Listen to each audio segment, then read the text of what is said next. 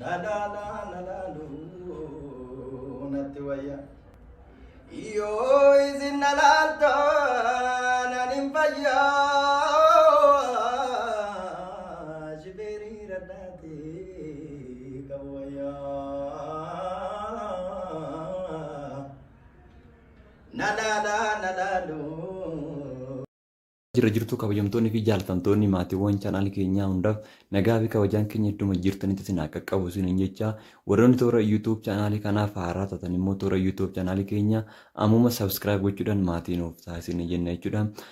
Akkasumas viidiyoo keenya kana like gochuudhaan nu jajjabeessaa isin jenna jechuudha. Egaa guyyaa irraa wanti nuti qabannee artistii kabajamaa fi jaallatamaa artistii Andu'aalem Gosaa wallee mata dureen isaa Bilillee jedhu qabatee dhufaa jira jechuudha. Egaa Andu'aalem Gosaa sirba kana YouTube dhuunfaasaa YouTube mataasaa banateera jechuudha.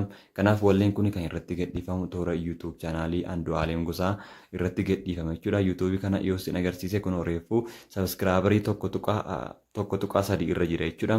Kanaaf Andu'aalem Gosaa YouTube chaanaalii isa kana qofa qaba. Akkasumas maqaa Andu'aalem Gosaatiin YouTube chaanaalonni feekonni amma ni banamu jechuudha.